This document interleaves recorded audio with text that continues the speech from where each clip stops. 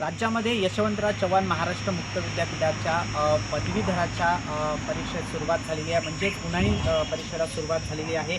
आज आम्ही आहोत अकोल्याच्या मूर्तिजापूर येथील गाडगे महाराज या सेंटरवर जर पाहायला गेलं तर आज अचानक या ठिकाणी भरारी पथकाची टीम पोहोचली आणि भरारी पथकाच्या टीमने या ठिकाणी ज्यावेळेस पथक या ठिकाणी पोहोचलं आणि त्या ठिकाणी तपासणी करत असताना जवळपास एक नाही दोन नाही तर जवळ 57 विद्यार्थ्यांना या ठिकाणी पकडण्यात आलं होतं असं सांगण्यात येत आहे।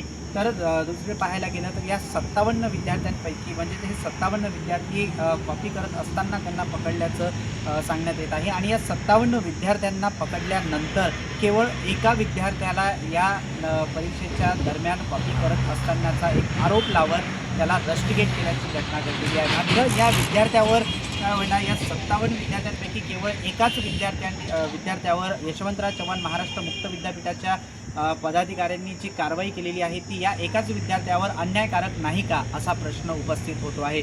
माझ्या पाठीमागे असलेलं हे सेंटर आहे। या सेंटरवर जर पाहायला गेलं तर परीक्षा चालू होती, उन्हाळी परीक्षा ज्याला म्हणतो आपण, त्या परीक्षेस सुरुवात झाली आणि ज्यावेळेस विद्यापीठाची भरारी पथक या ठिकाणी पोहोचलं त्यावेळेला या सेंटरवर कॉपी करत असताना विद्यार्थी आढळले।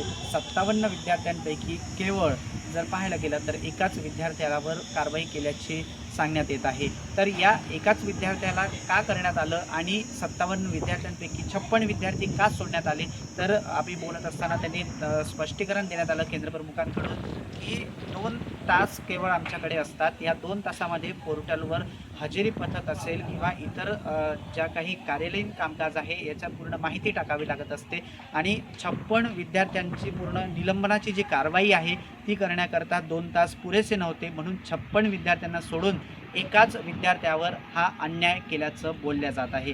यावरून तरी स्पष्ट होतं की एकीकडे महाराष्ट्राचे मुख्यमंत्री देवेंद्र फडणवीस म्हणतात की राज्यात कॉपीमुक्त अभियान राबविला जाईल, मात्र हे यशवंतराव चव्हाण महाराष्ट्र मुक्त विद्यापीठ मुख्यमंत्र्यांच्या या बोलीला कुठेतरी अपवाद ठरत असल्याचं बोलल्या जात आहे। प्रतीक कुरेकर, LS मराठी, मूर्तिजापूर, अकोला।